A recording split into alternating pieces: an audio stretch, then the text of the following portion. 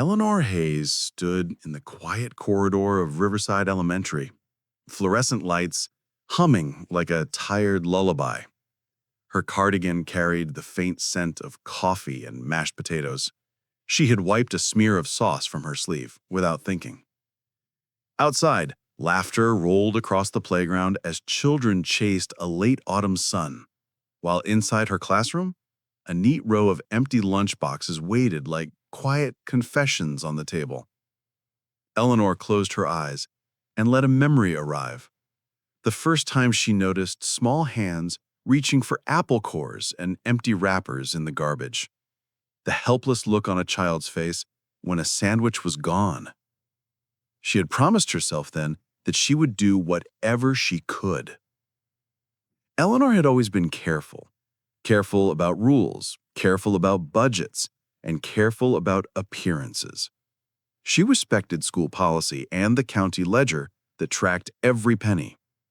Yet at noon, when the cafeteria rush thinned and the clatter softened, she bent those rules in ways that felt, to her, absolutely right. She greeted Mia with a gentle grin, reminded Jamal to tuck in his shirt, and slipped extra fruit onto plates without ceremony. Her kindness was quiet, ordinary, almost invisible, until one ordinary afternoon when a television crew arrived in Maplewood to film a neighborhood feature, and an unplanned moment opened everything up. In that instant, the hush in Eleanor's classroom held a secret heavier than any lunchbox, a secret stitched from compassion and risk, a soft insistence that no child should face algebra on an empty stomach. She called it simply neighborly duty, always. The first time Eleanor realized how deep the problem ran, it was a Tuesday in late November. Cold air seeped through the cracked windows of room 12, and the radiator groaned like an old man complaining about the years. She had just finished a spelling test when she noticed Liam, a quiet boy with bright hazel eyes, resting his head on the desk. His pencil rolled to the floor, and he didn't even move to pick it up. When she knelt beside him, she caught the faint tremor in his hands. "Are you feeling all right, sweetheart?" she asked softly. He hesitated, then whispered, "I'm just tired." It wasn't the kind of tired that a nap could fix. Eleanor knew that tone, thin, distant, embarrassed. Later, she saw him unwrap half a sandwich that looked days old. That night, she couldn't eat her own dinner. The image of that small, folded piece of bread haunted her more than any lesson plan or test score. Over the next few weeks, patterns emerged. A few students came early, pretending to read, but really they were there to warm up. Others lingered after class, hoping to stay a little longer before heading home to houses that didn't smell like dinner. Eleanor began noticing who never brought lunch and who carefully picked at theirs, trying to make it last. The school had a meal program, yes, but bureaucracy was slow and pride ran deep. Kids didn't always tell the truth when it hurt too much to admit they needed help. That winter, her heart and conscience started wrestling. Every rule in the handbook said teachers were not to interfere with school-provided meals or distribute personal food to students. There were liability issues, allergy risks, and endless red tape.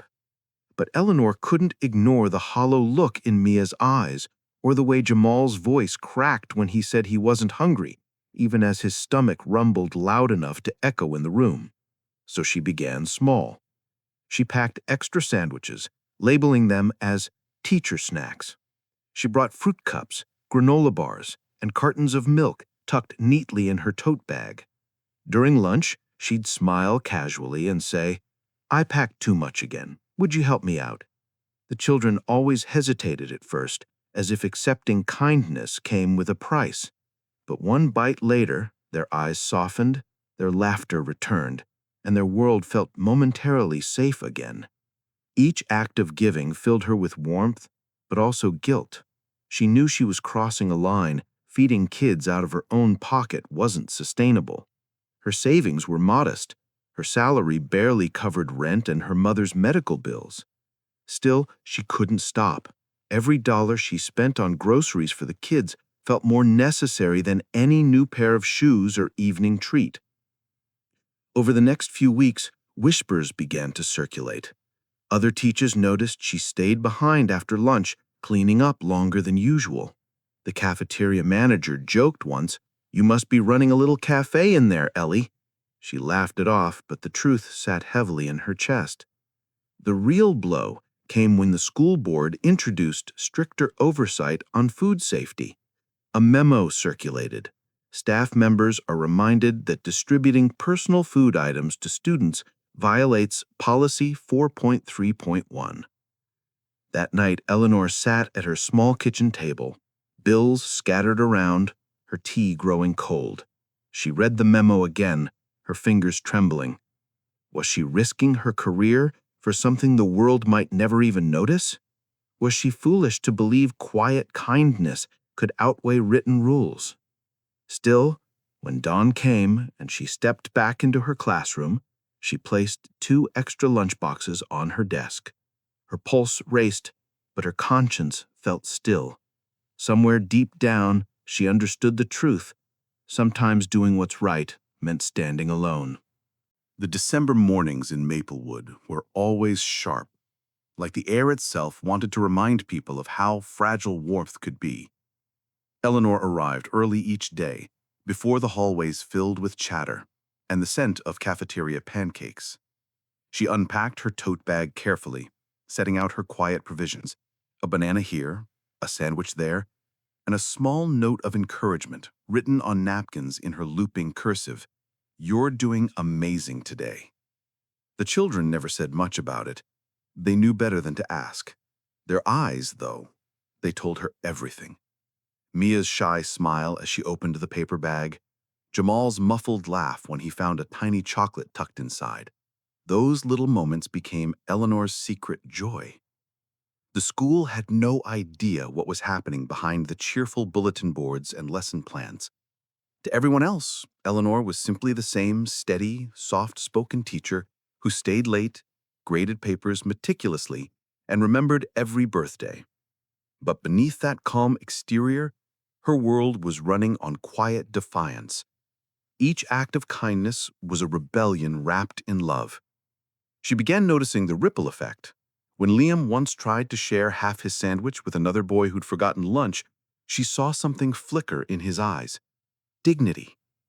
Kindness, once given, had begun to multiply. But her secret grew harder to contain. One snowy Friday afternoon, as she carried grocery bags from her old sedan into the school's side door, she ran into Principal Graham. He was a tall, businesslike man who measured everything in reports and budgets.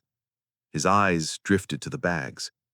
"Stocking up for the holidays, Miss Hayes?" he asked with polite suspicion. Eleanor smiled, steady but nervous. "Just some supplies for the classroom. You know how kids go through snacks." He nodded slowly, unconvinced but unwilling to press further. That encounter, however brief, sent her heart pounding.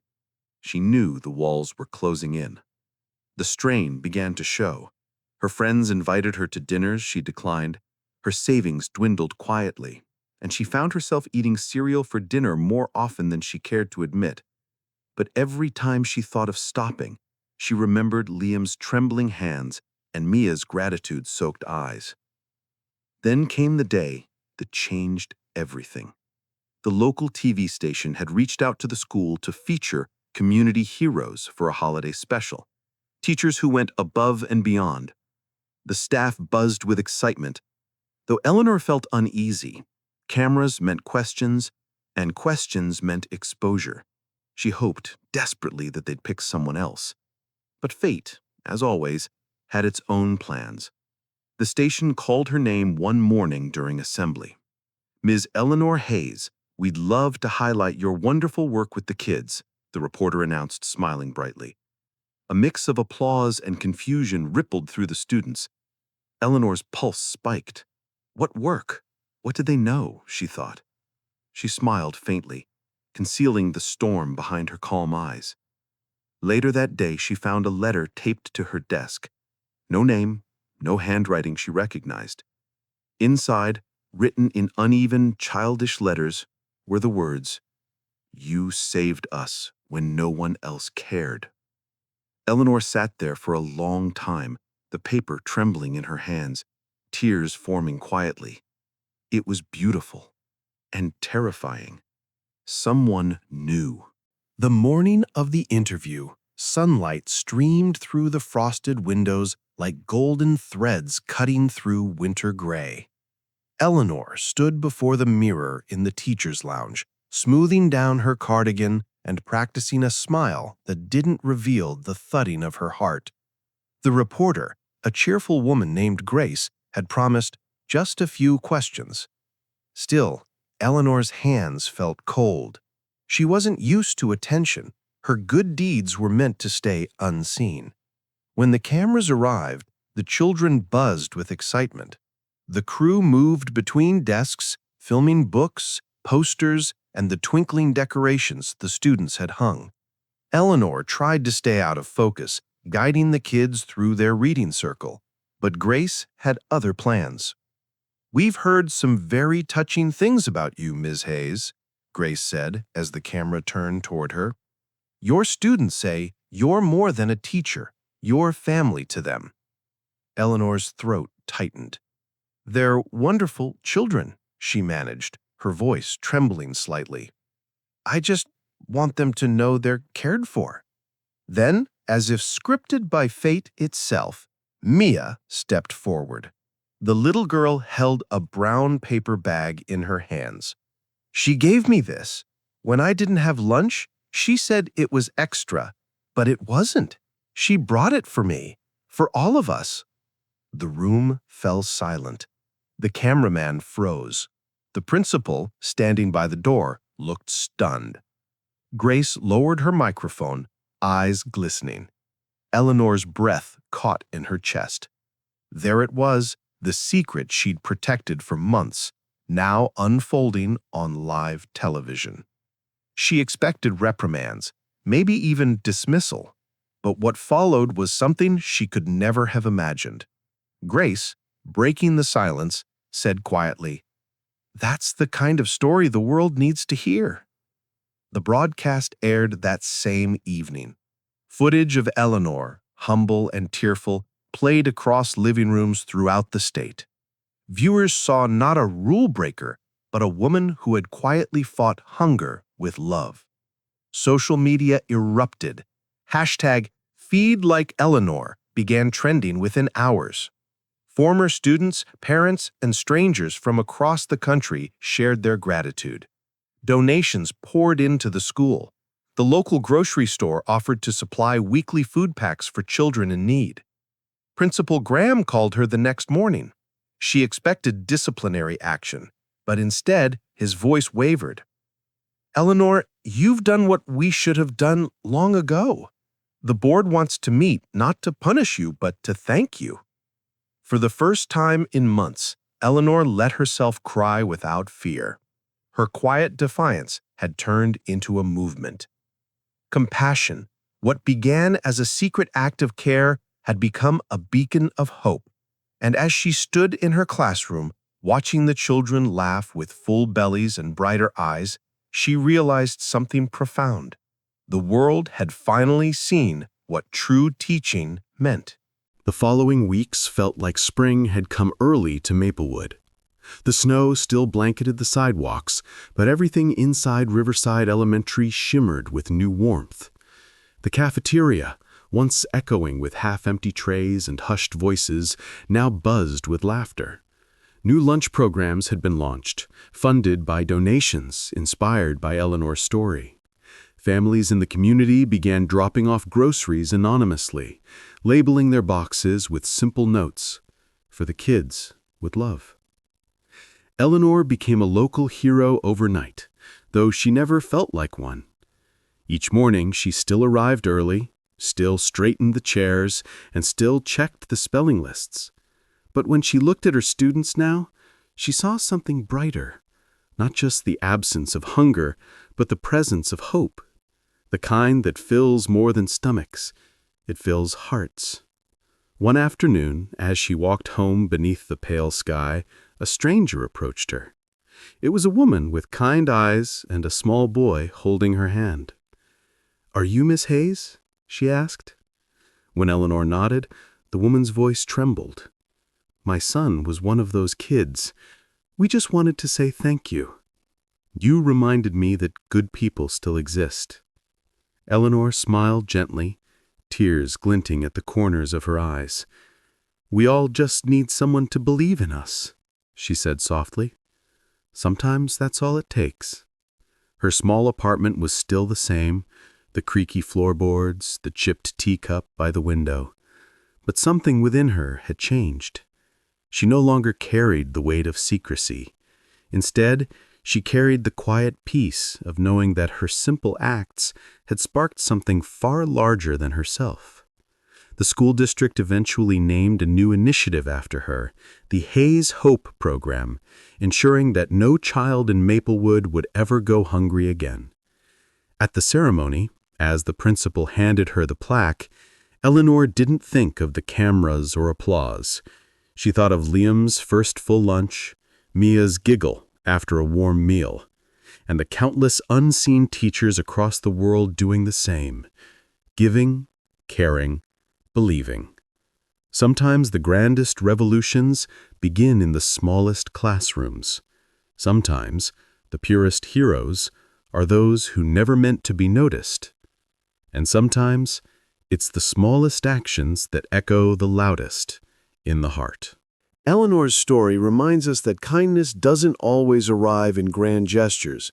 Sometimes it's a sandwich slipped quietly into a child's hands, or a teacher's steady belief that every small act matters. She never planned to change the world, but she did. One lunch, one smile, one heart at a time. If this story touched you, take a moment to look around your own world. Maybe there's a hungry child who needs a meal, an elderly neighbor who could use a warm hello, or someone silently struggling, waiting for a simple sign of care. Compassion, after all, is contagious. Let's keep Eleanor's spirit alive. Share this story with someone who believes in the power of doing good, or someone who's forgotten that such goodness still exists. Subscribe to our channel for more true stories that prove humanity's quiet beauty, and leave a comment below sharing what kindness means to you. Because when we choose empathy over indifference, even the smallest gestures become timeless. And just like Eleanor, we too can feed more than bodies, we can feed hearts.